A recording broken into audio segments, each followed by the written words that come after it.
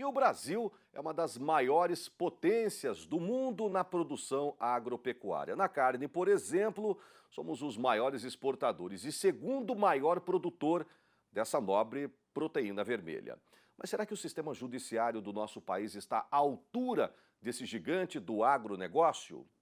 Nós vamos tratar desse assunto hoje com um dos parceiros do programa Giro do Boi, titular do quadro Direito Agrário. Você já deve estar habituado com ele, né? Toda terça-feira ele está conosco com vídeos gravados, hoje ao vivo. O nosso amigo advogado Pedro Putini Mendes, professor de pós-graduação de Direito Agrário e Ambiental e consultor jurídico. Recentemente, pessoal, o Pedro lançou, juntamente com outros 15 autores, né, a segunda edição do livro Agronegócio, Direito e a Interdisciplinaridade do Setor, uma obra coordenada por ele, né? Doutor Pedro, muito bom dia, seja bem-vindo novamente ao Giro do Boi. Saudações pantaneiras, mano. Saudações pantaneiras. Ele é pantaneiro que nem a gente, viu, pessoal? Que nem eu, né? Pelo menos eu, né? Um abraço a toda a pantaneirada aí, do Mato Grosso do Sul, Paraguai, Bolívia, né? É isso aí, saudações a todos. Nos acompanham todos os dias aqui pelas lentes do Canal Rural. Tudo bem, doutor? Tudo bem, tudo certo. Conseguiu chegar aqui em São Paulo com essa chuva? Pois é, aqui no estúdio? A gente aprende a se locomover em São Paulo, né? Transporte por cima, por baixo, a gente dá um jeito de chegar na hora aqui, né, mano? Pois é. Vamos lá, vamos ajudar a fazendeirada a entender melhor a importância da segurança jurídica. A primeira pergunta que eu quero te fazer é um pouco mais generalizada, doutor Pedro. Você acha que o dono de terra hoje, entre aspas, dono de terra, para ele ter dono de terra, ele tem que ter escritura, tem que estar em dia. Ele atentou para essa questão de estar em dia com as suas obrigações e, nesse caso, ele ter segurança jurídica para trabalhar e produzir aqui no Brasil? Pois é, Mauro, a questão é quais obrigações, né? Porque esse é o motivo do nosso quadro, isso inspira o nosso quadro de Direito Agrário, né? Porque a gente divide a legislação em muitas pastas, né? Nas questões fundiárias, ambientais, tributárias, societárias. Então, eu bato muito nessa tecla da gente colocar a legislação dentro da gestão, né? Porque culturalmente nós deixamos a legislação para ser aquele assunto contencioso, aquele assunto que quando surge o problema você vai procurar a solução, mas a legislação tem que ser inserida dentro da gestão. E em alguns assuntos que tem prazo, como o CAR, que ficou tanto tempo sendo batido em cima de prazo, a gente observa que a legislação foi implementada, o produtor está cumprindo, mas às vezes algumas outras questões ficam de fora e por isso a legislação tem que ser gestão também, né? Então, por aí. Normalmente na gestão o pessoal fala lá, sanidade, genética, nutrição, manejo. Aí de um tempo para cá mudou, né? Aí entrou bem-estar animal, aí entrou outras questões como, por exemplo, jurídica. Tá aí o compliance, né, Mauro? Compliance, é isso mesmo. Nós somos uma outra era, né, na produção de alimentos.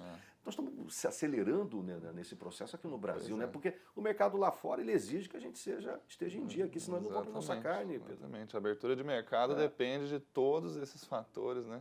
Inclusive jurídicos. Então, por aí que a gente segue, né? Eu acho que principalmente jurídico, né? Principalmente jurídico. Porque envolve essa questão também de desmatamento, envolve essa questão de trabalho escravo, terras indígenas, e tudo isso é a cargo de vocês, advogados especialistas na área, né? Em direito agrário, para resolver, porque é uma infinidade de documentos, por exemplo.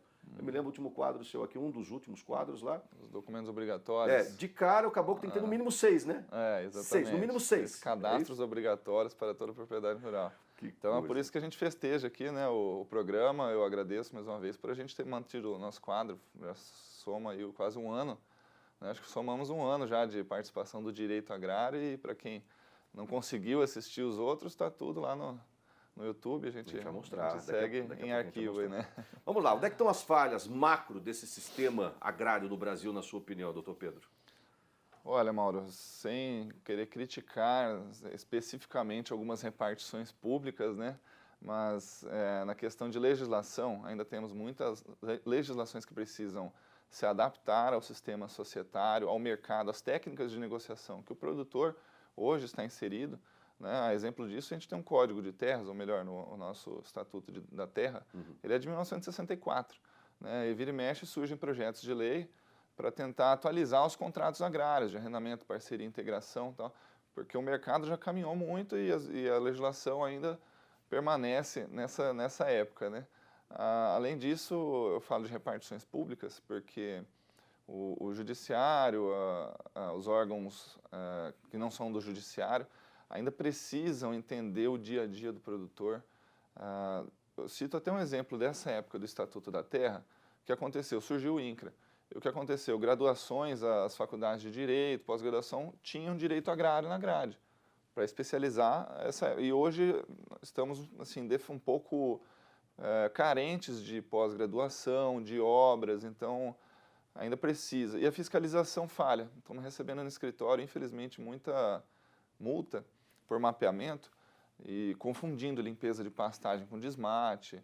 Então, são questões que preocupam e que mostram que a fiscalização, os órgãos públicos e o judiciário ainda precisam entender um pouco mais, ir a campo, né, para entender um pouquinho mais da realidade do produtor. Você quer ver uma coisa bastante interessante, pessoal que nos acompanha agora, a gente já inclusive repercutiu muito, coisa básica, né? Por exemplo, você nos exemplificou nos últimos quadros de Direito Agrário, dois exemplos, né, de um pecuarista que foi preencher o ITR erroneamente. E ele foi foi notificado a pagar, tipo assim, quase 1 milhão. 1000% a mais do que ele, de fato, deveria. Então, são coisas tão básicas que pode colocar em risco o negócio dele. Pois é, essa questão foi de avaliação, né? A avaliação, ele preencheu errado, contando que não seria conferida a sua declaração. A avaliação passou pela pauta ali da Receita Federal, das prefeituras, e acabou levando esse prejuízo aí, né? Então, essa importância de visualizar de forma gerencial a legislação, os cadastros, os documentos obrigatórios. Então, está aí nosso quadro tentando contribuir para essa situação. Ou seja, é besteira o produtor achar que sempre estará livre de qualquer investida de órgãos fiscalizadores? Sim, em todas as áreas, né? Ambiental, tributária, você vê, né? Então, a gente não está aqui, né, trazendo só notícia ruim, mas nós estamos contribuindo para a gestão. Normalmente, quando a gente fala legislação, vem esse clima, né, esse clima pesado, essa coisa. Mas a gente tem que mudar esse quadro aí, né? É o tal do prevenção, né? Depois que acontece, aí tudo bem, tem que ir lá, briga judicial para poder amenizar possíveis multas, etc., obrigatoriedades, etc. Por isso você tem que estar sempre em dia com as suas questões ambientais, trabalhistas, tributárias, etc., né? Mas de um tempo para cá, no ano passado, por exemplo, eu me lembro que você mandou vários vídeos no Direito Agrário falando de coisas boas que estão acontecendo, por exemplo, agora em dezembro, uma medida provisória, se não me engano, 910, né? Medida provisória que precisa virar lei, isso, perfeito, que pode ajudar nos próximos 3 anos a mais de 600 mil propriedades brasileiras a regularizarem suas posses. Isso chamou muita atenção também aqui no nosso programa, doutor Pedro. Sim, perfeito. Acabei recebendo também alguns contatos de pessoas que acabaram dizendo que estão nessa situação, né? E, de certa forma, isso é positivo, porque acho que, num primeiro momento, a gente fala de direito de propriedade. Olha o tanto de coisa que a gente falou agora em compliance. Mas tem gente que ainda está presa nesse primeiro ciclo de regularização, que são as matrículas, né? Então, um título de propriedade é direito fundamental, constitucional, e é a primeira etapa da regularização. Sem isso, o produtor não tem acesso a políticas públicas, a crédito, não tem acesso ao mercado, não tem acesso a políticas de fornecimento de alimentos e etc. Não só falando dos grandes produtores, mas dos médios, dos pequenos principalmente, né? Então, essa notícia veio em bom momento, apesar de sempre haver críticas falando que isso estimula o desmatamento e que vai regularizar propriedades que estão à margem da lei, mas vejo com bons olhos essas notícias, né? E isso contribui para todo o agronegócio, né? A gente inserir mais produtos no mercado aí, através da regularização. Tem muito produtor rural que empurra com a barriga essa questão do direito agrário, achando que nunca ele pode perder a fazenda dele? Olha, a gente vê, principalmente em regiões onde o valor da terra é mais baixo, né? E isso acontece, a gente recebe também, às vezes, demanda do norte do país, onde o valor da terra é baixo, o cara fala, bom, está muito caro para eu fazer essa regularização agora, né, essas taxas de cartório e tudo mais, e acaba engavetando, né, esses documentos e fala, depois eu vejo isso. E aí, no momento em que chega uma fiscalização com uma penalização pesada, um embargo de toda a atividade que ele está desenvolvendo ali, aí fica perigoso perder a propriedade mesmo, né? Então, vamos ficar atentos. Em questões trabalhistas, às vezes pelo tamanho da multa que leva no IBAMA, talvez, acaba, né, chegando nesse ponto. Uma canetada do IBAMA, né? Muitas vezes até equivocar, não vou entrar nesse detalhe, mas se o cara falasse, não explicar direitinho o que ele fez, o que ele não fez, enfim, essas multas são milionárias, né? Sim, exatamente. Até tem um quadro, mais uma vez, que a gente falou, como receber o fiscal, né, na propriedade. Até para isso o cara tem que se preparar? Com certeza. Receber o fiscal do IBAMA, por exemplo. Com certeza, para tentar esclarecer ele ao máximo. Se ele vai fazer uma multa, você forneceu as informações que pudessem evitar essa situação. Principalmente a questão do desmate. Olha, essa área já estava sendo utilizada para pastagem há quanto tempo? Você fez o CAR, você fez adesão ao programa de regularização ambiental. Então, se forneceu todos esses dados, ele já vai ficando um pouco apertado ali para deixar um auto de infração, né? Uma vez preenchido o auto de infração, aí o negócio pega. Aí o negócio pega, né, Mauro? Então, isso vai se arrastar por muito tempo. Então, é importante receber. Aí tem que gastar com advogado, noites em sono, preocupação. Aí, em vez de se preocupar em melhorar a qualidade do gado dele, aproveitar essas tendências de mercado, ele vai acabar gastando energia para outra coisa, talvez até desnecessária, se ele fosse se precaver, não é mesmo? Perfeito, Mauro. Tá. E as principais pautas do agronegócio no que diz respeito ao direito agrário para esse ano? Você tem alguma previsão? O que você pode falar para o fazendeiro brasileiro que nos acompanha agora? Olha, o que eu posso dizer é que a gente está assim, investindo bastante tempo no combate à fake news, viu? Isso é impressionante, porque já implementamos o conjunto normativo mais rígido do mundo em questões ambientais e, mesmo assim, constantemente somos, né, atacados por notícias sobre desmatamento, sobre o Brasil preservar pouco e etc., né? E gastamos uma energia danada em cima dessas questões.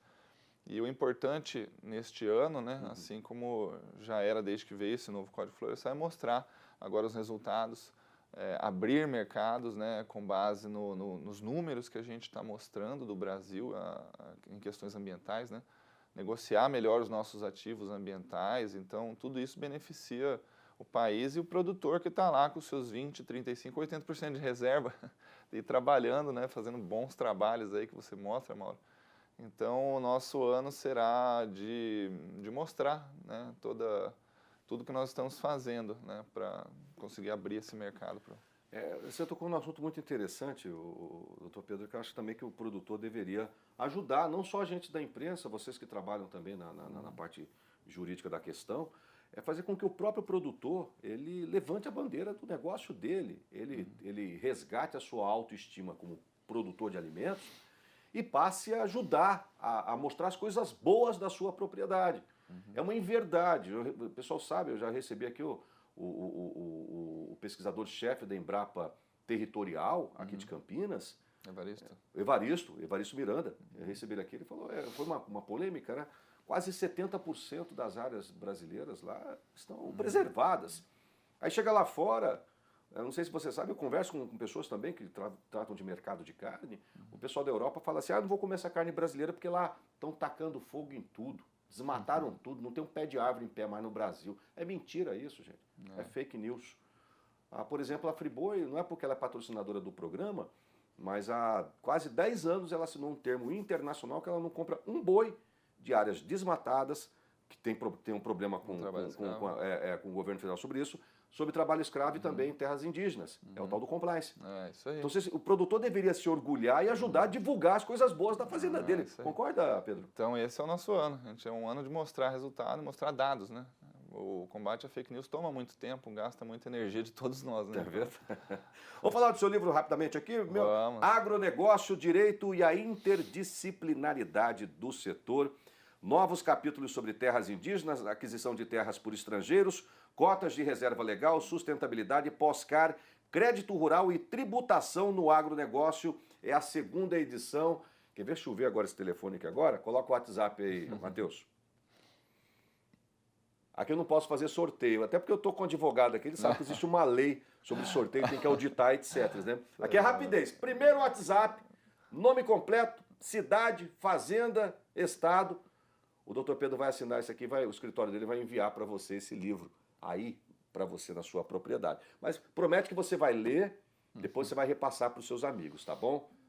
Eu quero que todo mundo lê esses livros, tá? Vamos lá, primeiro WhatsApp, nome completo, cidade, fazenda. Já começou a chegar aqui, agora vai chover de coisa aqui. Conta pra gente desse livro aqui, segunda edição. Mauro, esse aí é um livro assim, não é bem, a gente chama de livro de consulta, né? Não é aquele livro que necessariamente você precisa pegar ele e ler de uma folha até o final, na primeira vez, não. Mas nós temos temas aí para consulta quando surgem essas dúvidas, né? Temas relacionados a questões ambientais, né? Tributárias, trabalhistas. Então, foi um mix de assuntos novos, né? Um mix de assuntos contemporâneos, né, do produtor, para que ele possa consultar isso, né, em um livro só, né? Chegou aí, Um monte. Que bacana, Mauro. Gente, não liga pra mim não adianta você ligar e mandar áudio durante o programa ao vivo, eu não tenho como atender você fazendo uma entrevista ao vivo. Tem que mandar por WhatsApp, tá? Aí já chegou um monte aqui também, já. Coisa boa. Vamos lá. Vai chegar um atrasador. Depois eu vou te passar, essas pessoas têm interesse também. Eu não tenho como atender vocês, infelizmente, pessoal, mas vamos lá. Já chegou um monte aqui. Mas o primeiro que mandou, sabe quem foi? Quem foi? Meu amigo Geraldo. Fazenda São Vicente de Itapira, São Paulo, e Estância GR2 de Santo Afonso, Mato Grosso. E você vai assinar ele agora, porque ele vai tomar um café com a gente, sabe por quê? Porque o Geraldo, pessoal, ele mora num prédio do lado aqui do Canal Rural. Olá. Ele assiste o Giro do Boi todos os dias. Aí quando eu termino, eu saio ali fora, ele passa com a caminhonete dele, mandando: "Bom, Maurão, que legal o assunto hoje. Geraldão, você foi o primeiro, de fato, tá aqui, se quiser eu mostro pra vocês aqui, foi o primeiro aqui no WhatsApp que mandou, foi o Geraldo. Não, tá na Você mão. vai receber das mãos, tá? Assim que você sair aí da sua casa, acabar o Giro do Boi às 8 horas, você passa aqui que você vai receber das mãos do Dr. Pedro assinado esse livro, para você entender melhor essa importância Show de bola. do direito, tá bom? Mas tem um monte de gente que já mandou aqui. Para quem tá? tem Depois eu vou te interesse passar aí, esse Maurão, pessoal tá aqui na tela o link da editora que contribuiu com a nossa obra, exato, né? Então, exato. Tá aí, ó, pessoal, editora TOT. TOT. Aí dentro do site da editora. THOTH.com.br, lá na Perfeito. editora TOT. Você procura lá Agronegócio, Direito e a Interdisciplinaridade do setor. Tem a primeira e a segunda edição, tem as duas edições lá. Não, a nossa primeira edição ela esgotou. Aí esgotou, Nos primeiros... essa já está atualizada. Já está A atualizada. primeira e a segunda. Isso, Então você vai pra segunda. ela foi ampliada, a gente colocou ampliada, novos claro. temas aí. E a primeira edição, nos primeiros 5 meses, ali de agosto até janeiro deste ano, ela já se esgotou. Foi um Você vê a sucesso, né? importância do pessoal buscar informação, jurídica, isso é muito exatamente. legal, muito E aí bacana. agora a gente vai lançar essa segunda. Agora em Vai março. lançar ainda? Sim. É a primeira mão nós estamos mostrando Mas aqui. é por isso, a gente traz esse material de primeira mão aqui para o programa, né? Que legal, vocês vão lançar onde? No dia 12 de março, às 18h30, no CREA, no Mato Grosso do Sul, em Campo Grande.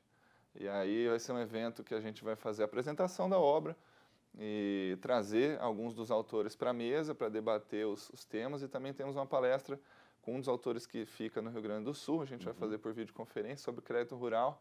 Então vai ser um evento bem bacana para a gente discutir legislação e agronegócio. O CREA no Mato Grosso do Sul está localizado a 100 metros da minha casa que eu tenho lá em Campo Grande, no MS. Ó, se você quiser olhar vídeos, olha, tem centenas, eu acredito que já centenas de vídeos que o meu amigo Pedro Putini enviou pra gente. Vídeos deve tá? ter uns Estão 60 todos lá no vídeos. YouTube, tá? Ele criou um canal dentro do YouTube, Direito Agrário, Giro do Boi, Canal Rural. Lá estão todos os temas, né? É claro, com um briefingzinho do que você vai assistir. Perfeito. Se você tiver alguma dúvida, se inscreva, vai lá, quer entender sobre a direito agrário, ambiental, tributário, trabalhista. Ei, rapaz, entra lá que tem muita informação bacana para você. E eu queria te agradecer mais uma vez pela sua vinda, né? Aqui em São Paulo, aqui no Giro do Boi. Ele veio rever a família que mora aqui, parte da família que mora em Jundiaí, pertinho daqui, 50 quilômetros. Aproveitou, veio bater um papo com a gente, falar do seu livro, tá? Vai lá na editora TOT.com.br adquirir, porque esse aqui já tem dono, é do meu amigo Geraldinho. Desce a pé aqui, Geraldinho, pra gente tomar um cafezinho e você receber das mãos do Dr. Pedro aqui esse seu presente. Queria agradecer a todo mundo que enviou também.